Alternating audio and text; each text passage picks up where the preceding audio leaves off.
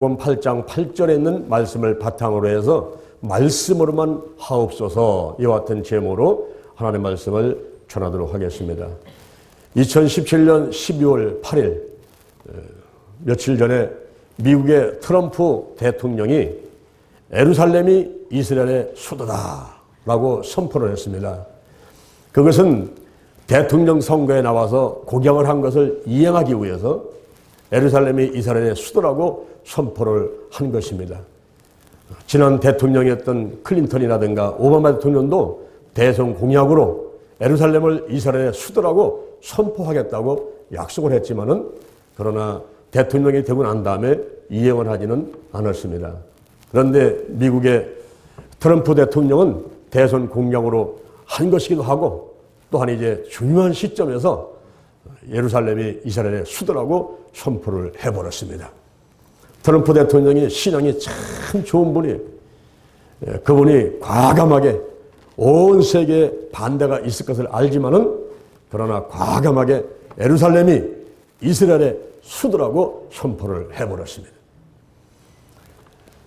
그러자 전 세계가 술렁거리고 유엔에서 그리고 또 이슬람교 중동 국가들이 그리고 이스라엘 땅에 살고 있는 팔레스타인들이 분노를 하게 되었습니다.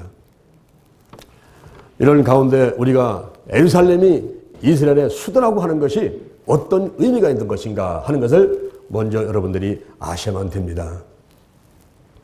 예루살렘은 유대교와 그리고 이슬람교 또 기독교 이 세 개 종교의 성지라고 말할 수가 있습니다. 그래서 유대교는 유대교 나름대로 이슬람교는 이슬람교 나름대로 기독교는 기독교 나름대로 중요성이 있기 때문에 예루살렘을 빼앗기지 않으려고 하는 것입니다. 유대교에서는 왜 예루살렘을 중요하게 생각하고 있을까요? 유대교는 유대인들이 믿는 종교로서 성경의 창세기, 출애굽기, 레위기, 민수기, 신명기, 모세 5경만을 믿으면서 여호와 하나님을 섬기는 종교인 것입니다. 이스라엘이 솔로몬 이후에 나라가 반쪽이 되어버렸어요. 우리 대한민국이 북한이 있고 남한이 있듯이 이스라엘이 북쪽에 북이스라엘 그리고 남쪽에 남유다로 갈라져서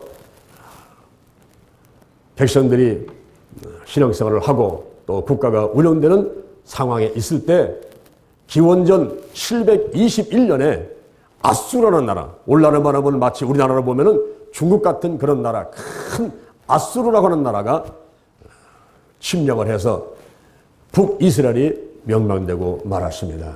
그것은 나라가 반드시 약해서가 아니라 북이스라엘이 우상숭배를 너무나 많이 해서 산천 곳곳에 우상을 세워놓고 우상을 섬기는 것을 하나님이 더 이상 놔두지 않으시고 전쟁을 허락하시고 북이스라엘이 멸망되도록 놔버렸어요. 그래서 기원전 721년에 북이스라엘이 아수르에게 멸망을 당했습니다. 그 후에 기원전 586년에 남유다가 또한 바벨론한테 공격을 당하고 멸망되고 말았습니다.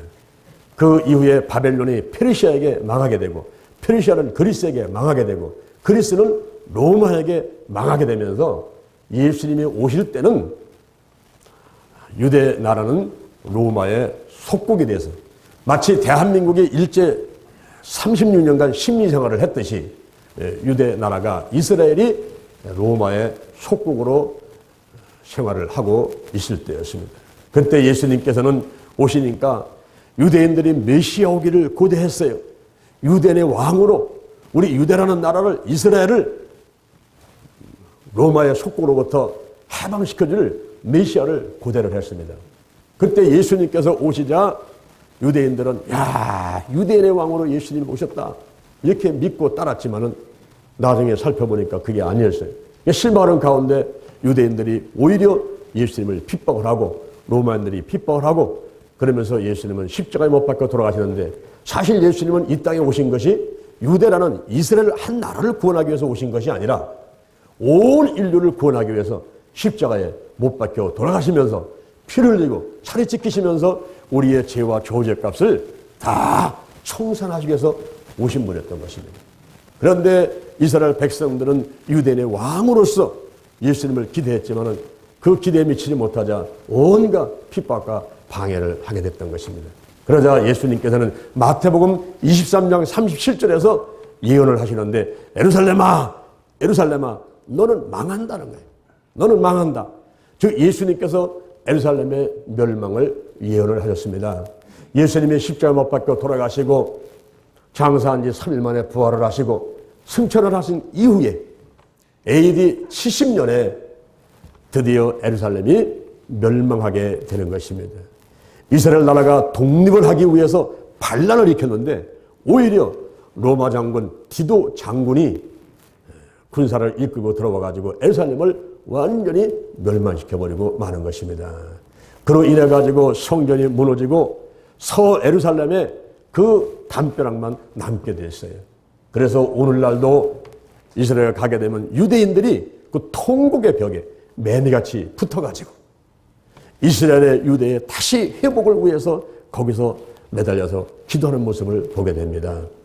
이스라엘 성지순례를 하게 되면 반드시 빼놓지 않게 가게 되는 것이 바로 통곡의 벽인데 거기서 유대인들이 매달려가지고 기도를 하고 하시림이라고 그래가지고 머리에 검은 두건을 쓰고 검은 옷을 입은 이런 사람들 오늘날도 모세오경만 믿고 여호와 하나님을 믿고 예수도 안 믿고 성령도 인정하지 않는 오직 여호와 하나님을 믿는 유대인들을 많이 볼 수가 있습니다. 그렇기 때문에 이 유대교에서는 예루살렘을 성지로 생각하기 때문에 포기할 수가 없는 거예요. 거기에 통곡의 벽에 매달려서 기도를 하고 있는 그 생활을 포기할 수가 없는 것입니다. 그래서 유대교 입장에서는 예루살렘이 아주 중요한 장소인 것입니다.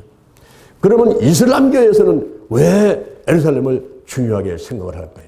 지금으로부터 3,000년 전에 다윗이 예루살렘을 이스라엘의 수도로 정했습니다.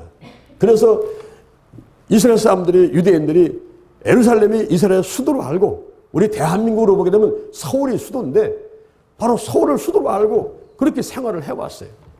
그런데 서기 638년에 이슬람 교도들이 우마르를 앞세우고 이 예루살렘을 쳐들어와 가지고 점령을 했습니다. 그리고 거기다가 성전을 세우는데 바이돔 성전을 건축하게 되는 것입니다. 여러분들이 서울의 여의도의 국회의사당 가보게 되면은 그 지붕이 어떻게 되어 있습니까? 지붕이 돔 모양으로 되어 있지 않습니까? 삥 둥그려 가지고 되어 있는 돔 모양으로 바로 그런 형태다가 예루살렘의 바이돔 성전을 짓는데 그 지붕을 황금으로 만들게 되고 그리고 그 성전의 가운데다가 큰 바위를 하나 갖다 놨는데 그것은 아브라함이 모리아산 한 산에서 이삭을 번제로 드릴 때 쓰였던 바위였습니다. 근데 그 바위를 옮겨다가 그 성전에 갖다 놓고서 거기서 이삭을 빼고 이 바위는 아브라함이 이스마엘을 번제로 드릴 때 쓰였던 바위라고 선전을 하고 있는 것입니다. 아브라함에게는 이스마엘 아들이 있었고 이삭이 있었는데 이스마엘을 통해서는 이슬람교가 생기고 그리고 이삭을 통해서는 기독교가 생겼는데 여기서 이삭을 빼버리고 이스마엘을 선전을 하면서 아브라함이 번제로 드렸던 장소라고 선전을 하고 있는 것입니다. 그러니까 이슬람교에서는 여기에 성지이기 때문에 이 예루살렘을 빼앗기지 않으려고 그래요. 그리고 기독교에서는 왜 이 성전을 예루살렘 성전을 중요하게 생각할까요? 예수님께서 탄생하신 장소가 예루살렘에서 불과 10km 떨어지는 베들레헴이라는 곳에서 예수님이 탄생을 하십니다. 그것은 예수님이 이 땅에 오시기 전에 700년 전에 미가 선지자를 통해서 미가서 5장 2절에서 예언을 하시는데 베들레헴 에브라다야 너는 유대 고을 중에서 작을지라도 이스라엘을 다스릴 자가 내게서 나오리라 그랬어요. 예수님이 오시기 전에 700년 전에 미가서 5장 2절에서 미가 선지자가 예언한 그대로 예수님께서 베들레헴에서 탄생하시게 됩니다. 여러분 그러나 놀라운 것이 예수님의 부모는 나사렛에서 살고 있는데 어떻게 예수님께서 베들레헴에서 탄생하십니까? 바로 14년마다 한 번씩 총독이 인구조사를 하라고 명령을 내리는데 총독이 인구 조절하라고 명령을 내리니까 그 예수님의 부모 요셉과 마리아가 고향으로 가서 호적을 하러 갔다가 거기서 예수를 낳게 되는 거예요. 이게 14년마다 한 번씩 하는 인구조사가 어떻게 예수님 탄생하는 그때 다 맞춰가지고 또 예수님 태어날 달에 그 달에 마리아하고 요셉이 베들레헴에 가서 아기를 낳게 됩니까, 여러분? 이게 하나님의 섭리라는 거예요. 베들레헴은 떡집이라는 뜻인데 요한복음 6장 35절에 예수님은 생명의 떡으로 하늘로서 내려온 떡으로 산떡으로 오셔서 온 인류를 구원하시기 위해서 복음을 전하시다가 십자가에 못 박혀 돌아가시는 놀라운 섭리가 하나님의 계획 가운데 진행이 돼서 성경에 기록되고 오늘 우리가 믿고 있는 것입니다. 이렇게 예수님이 탄생하신 그 베들레헴이 예루살렘에서 불과 10km, 25리 떨어진 곳에서 예수님이 탄생을 하시고 또한 예수님께서 12살 때 예루살렘 성전에 올라가시고 그리고 최후 만찬, 예수님이 십자가에 못 박히기 전에 최후 만찬을 했던 제자들과 더불어 가지고 마지막 저녁에 식사를 하면서 그들의 발을 닦아주고 그리고 성찬 예식 떡을 떼고 포도를 마시라고 하면서 이렇게 내 몸이다 내 피다 하면서 성찬 예식을 했던 그 장소가 예루살렘의 마가 다락방입니다. 그게 예루살렘에 있고 또 예수님께서 겟세마네 동산에 가서 기도할 때 그 겟세마네 동산이 바로 예루살렘에 있죠. 저도 이스라엘 성지순례 갔다가 그 겟세마네 동산에 가서 예수님이 기도하신 장소에 거기서 무릎 꿇고서 기도를 하는데 아버지 할만하시거든 이 잔을 내게서 옮겨 주옵소서. 그러나 나의 원대로 마옵시고 아버지 원대로 하시옵소서. 이렇게 못의 혈관이 터져가지고 피가 땀에 섞여가지고 땀방울이 핏방울 되면서 애쓰고 힘써 기도했던 그 예수님의 모습을 생각하면서 겟세마네 동산에서 기도를 했던 적이 있었습니다. 겟세마네 동산이 예루살렘에 있습니다. 최후의 만찬했던 마가다락방이 예루살렘에 있습니다. 또 예수님의 십자가에 못 박혀 돌아가신 골고다 산상이 예루살렘에 있습니다. 그리고 예수님께서 무덤에 계시다가 그 무덤에서 부활하셔서 가지고 시체가 없는 빈 무덤, 그 무덤이 예루살렘 성전에 있습니다. 그리고 더 나아가서는 예수님께서 다니면서 사역하던 장소들이 예루살렘에 있기 때문에 기독교에서는 포기할 수 없는, 절대 포기할 수 없는 기독교의 성지가 바로 예루살렘인 것입니다. 그런데 AD 70년에 로마 지도장군이 와가지고 예루살렘을 멸망시킨 이후에 기독교인들이 뿔뿔이 흩어지는데 이 뿔뿔이 흩어진 것이 오히려 기독교가 이제 유대인들로부터 시작해가지고 예루살렘으로 온 유대로 사마리아로 땅끝으로 이것이 퍼져나가는 좋은 계기가 되었습니다. 그래서 전 세계 유럽으로 아프리카로 전 세계로 이 유대인들이 퍼져가지고 각각 곳곳에 다른 나라에다가 복음을 전하게 되는 일이 있게 되는데 그러다가 영국의 도움으로 그 팔레스타인에 살고 있는 원래 그 이스라엘 땅 거기에 이제 유대인들이 이주를 하면서 1948년 5월 14일 날 이스라엘이 독립국가를 세우게 되는 것입니다. 독립국가를 세우면서 그곳에 살고 있는 서기 638년에 이슬람 교도들과 우마르를 중심으로 해가지고 쳐들어와 가지고 거기 이스라엘을 빼앗았던 그 팔레스틴들을 1300년간 살고 있었지만은 그들을 다시 몰아내게 된 거예요. 다시 몰아내면서 유대인들이 이스라엘 국가를 세우고서는 거기서 이제 복음 전파하는 독립국가를 세우자 팔레스타인들이 거기서 싸우기 시작한 거죠. 그래가지고 이 유대인들과 팔레스타인들이 계속 싸우는 갈등이 시작되면서 오늘날까지도 항상 거기는 위험한 지역으로 우리가 알고 있는 그런 예루살렘인 것입니다. 그래서 이스라엘에서는 가자지구라는 곳에다가 팔레스타인들이 가서 너도 거기 살아라. 거기 살아라. 우리를 말하면은 전라도나 제주도 같은 곳에다가 땅을 따로 주고 거기 가서 살아라. 이렇게 했습니다. 근데 그들이 가자지구에 가서 살면서 이제는 우리도 국가를 세워야 되겠다. 그래가지고 팔레스타인들이 또 국가를 세운다고 계속 유엔에 와서 얘기를 하고 전쟁을 일으키고 이렇게 하니까 전 세계가 이 중동 국가는 싸움이 그치지 않으니 평화를 위해서는 두 개의 국가를 인정하자. 그래서 이스라엘 국가를 하나 세워줬으니까 이번에 이제 팔레스타인 국가를 세워서 1300년간 살던 그들을 또 살게 해주자. 이렇게 유엔을 비롯해서 전 세계가 그렇게 하자 얘기를 하는데, 그러나 이스라엘은 받아들이지를 않습니다. 왜냐하면 가나안 땅에 7 족속이 살고 있을 때에 하나님께서 그 땅에 들어가 가지고 전부 몰아내라. 다 죽여라. 몽땅 몰아내라. 그래서 여호사를 중심으로 해가지고 이스라엘 백성들이 애굽에서 탈출해가지고 430년 만에 300만이 광야에서 40년간 헤매다가 나중에 모세가 여호사를 휴게자 삼고 여호사를 중심으로 해가지고 가나안 땅을 정복해서 그 땅에 이스라엘 국가를 세웠던 하나님의 약속된 땅인데 거기에 팔레스타인 국가를 세워서는 안 된다 하는 것이 이스라엘 모든 지도자들과 백성들의 생각인 것입니다. 그래서 우리는 안 된다는 거예요. 그리고 이스라엘은 미국에서 절대적으로 보호를 하고 있습니다. 왜 그럴까요? 미국의 정치, 경제 지도자들이 그런 막강한 영향력을 피는 지도자들이 유대인들입니다.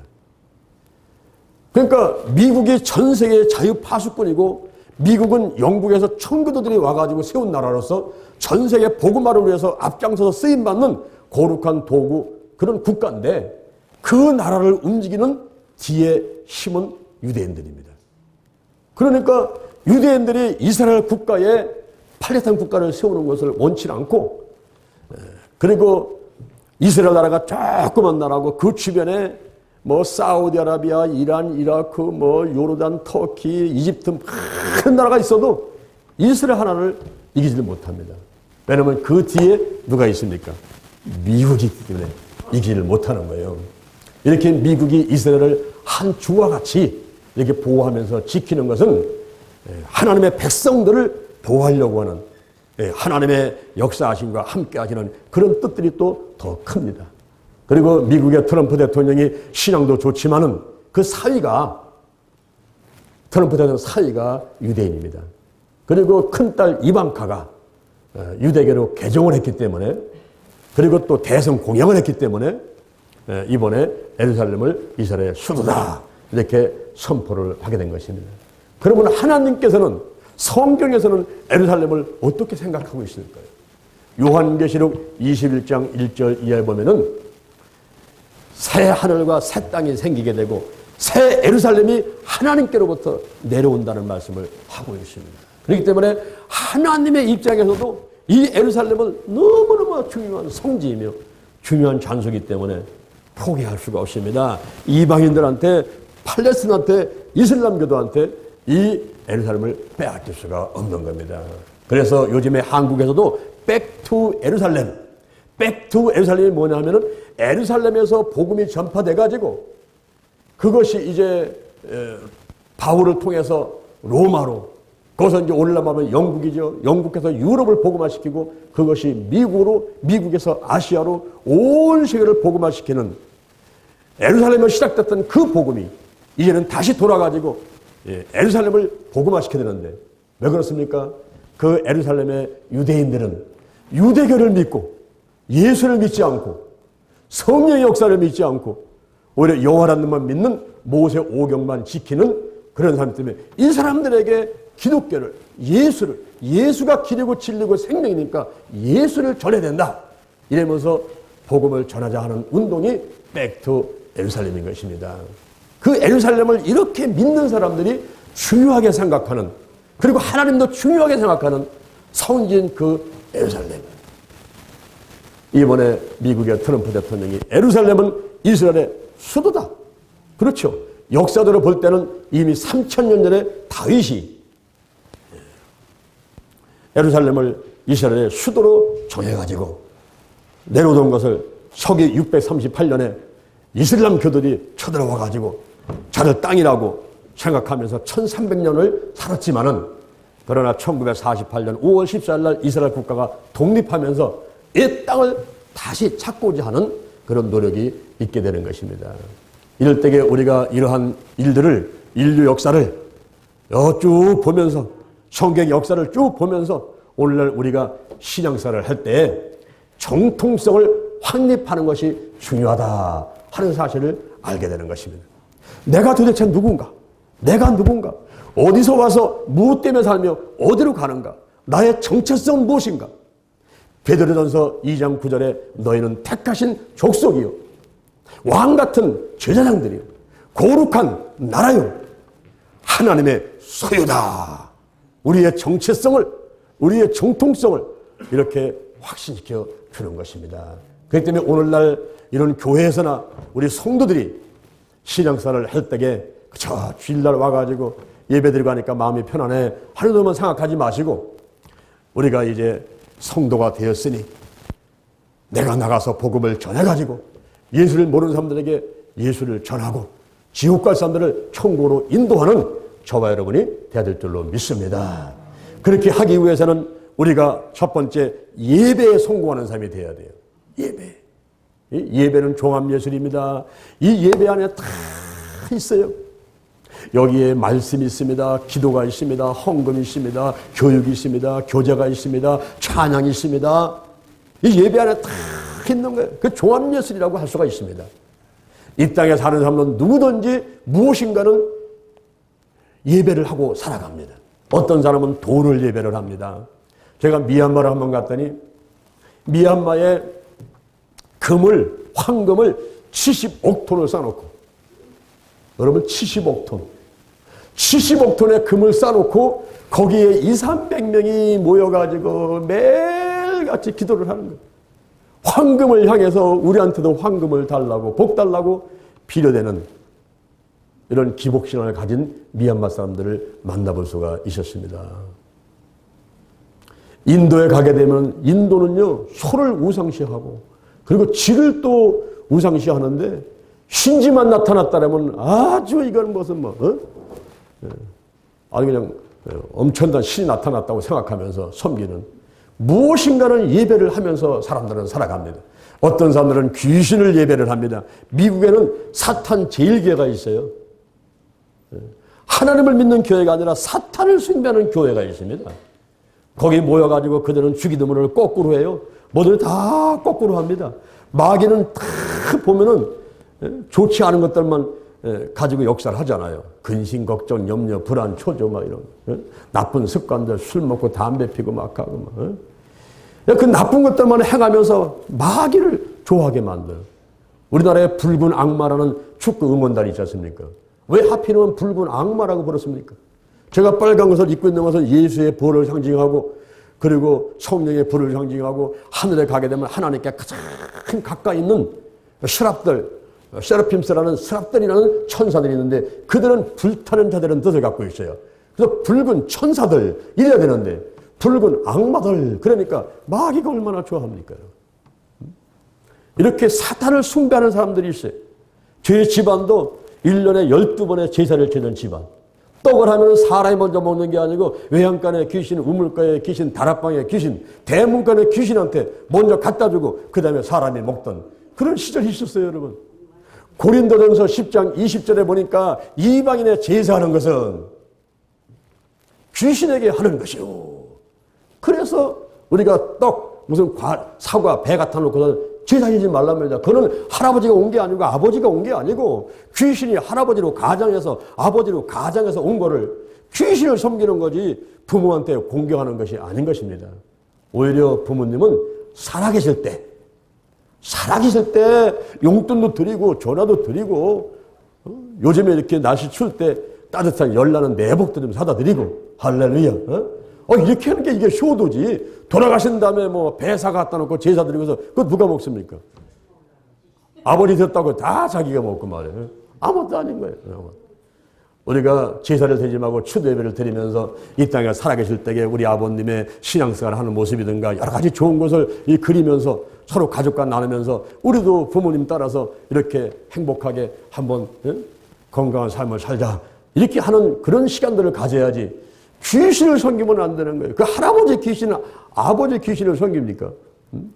이미 벌써 지구 아니면 천국 가 계신 분은 뭘 섬긴다고 하고 있어요. 사람들은 누구나 무슨 예배 대상이 있는데 이렇게 귀신을 섬기는 사람이 있고 황금을 섬기는 사람이 있고, 여러분 족부터 보세요. 조폭은요, 두목 앞에서는요, 벌써 행님 해면서 그냥 90도 절을 하면서 행님을 섬기잖아요, 행님을. 그런데 우리는 누구 섬깁니까? 전지전능하신 창조주 하나님, 여호와 하나님, 예수님, 성령님, 삼일째 하나님을 섬기는 것입니다. 그러면서 예배를 드리는 거예요. 요한복음 4장 24절에 예배를 드릴 때는 신령과 진정으로 예배를 드리라 그랬어요. 성령의 감화 감동을 받고 예수님을 중심으로 해서 진리를 중심으로 해서 예배를 드리는 그 예배를 우리 하나님이 받으시는 것입니다. 이 예배에 성공하는 여러분 되기를 주님의 이름으로 축원을 드립니다. 새벽 예배에 성공하셔야 돼요. 시편 46편 5절에 새벽에 하나님이 도우신다 그랬어요. 잠언 3장 9절에 내 재물과 소산물에 처음 익은 열매로 여호와를 공경하라. 그러면 내 창고가 가득히 차고 내 칡틀에 새 포도즙이 넘치리라. 우리 달력에 보게 되면 주일날이 첫날 아닙니까? 첫날. 그래서 주일 성수를 어떤 일이 있어도 주일 성수를 꼭 지켜야 되고, 그 다음에 우리가 11조 기도 하지 않습니까? 물질의 11조도 드리지만 시간의 11조를 하나님께 드리기 위해서 매월 1일, 2일, 3일 날은 3일을 우리가 하나님께 드리면서 기도하면서 전도하면서. 그래서 우리가 첫 것을 드리는 거예요. 첫 것을 드릴 때 하나님이 기뻐하시는 것입니다. 할렐루야. 예배에 성공하는 여러분 되기를 주님의 이름으로 축원을 드립니다. 그 다음에 두 번째로는 말씀에 성공을 해야 돼요. 말씀에. 오늘 본문에 보니까 백부장입니다. 이 백부장은 부하가 100명입니다. 거기에 대장이에요.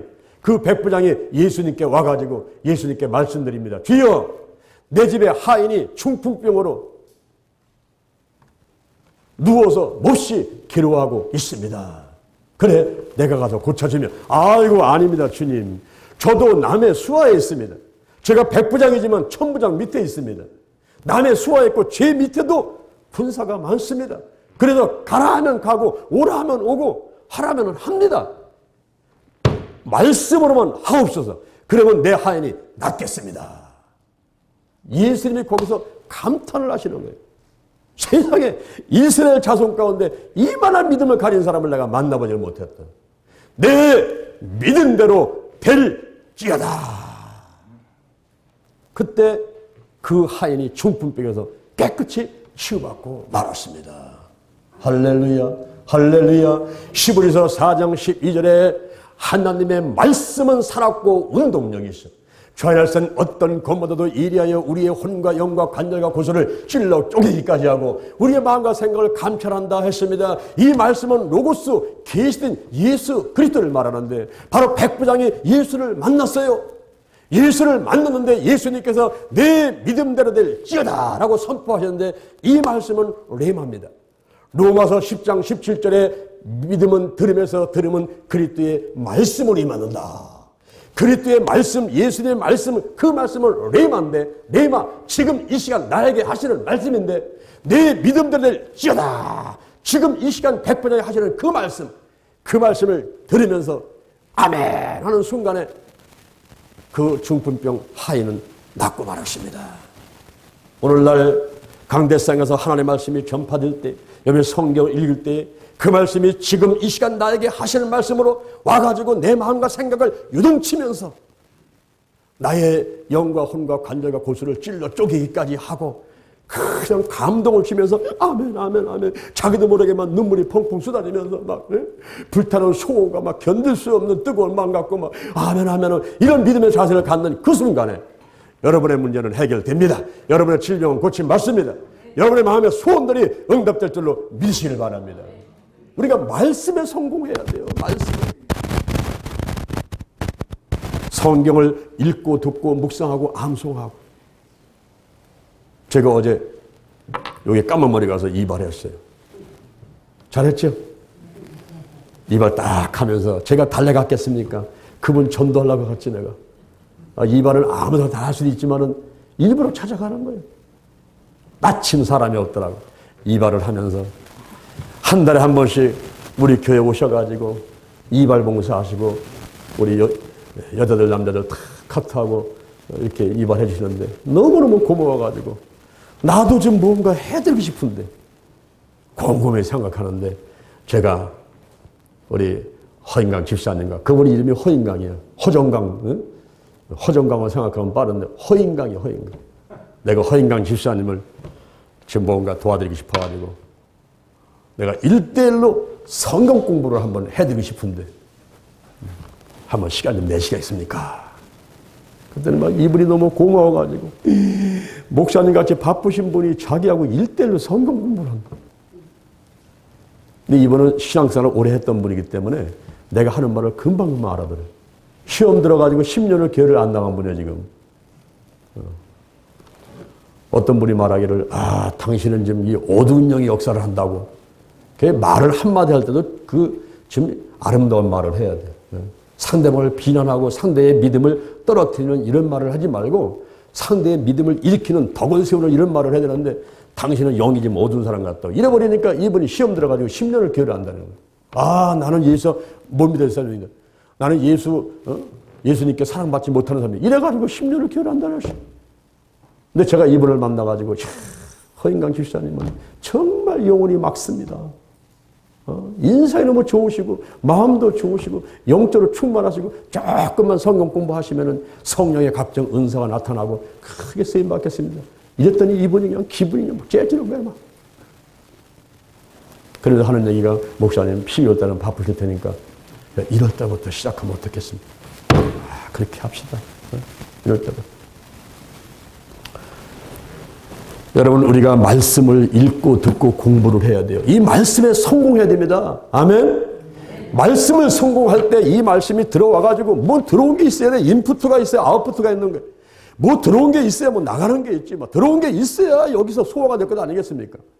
성경을 읽고 듣고 묵상하고 암송하고 자꾸 들여보내야 돼요. 그러는 순간에 이 말씀이 요동을 칩니다. 베드로의 못에 천사가 내려와서 물을 동하게 하듯이 막 요동칩니다. 그러면서 내 영혼을 소생시키고 문제를 해결시키고 질병을 몰아내고 악한 영을 몰아내고 믿음이 쑥쑥쑥 자라게 되는 것입니다. 말씀에 성공하는 여러분 되기를 주님의 이름으로 축원을 드립니다. 그 다음에 세 번째, 거룩함에 성공해야 돼요.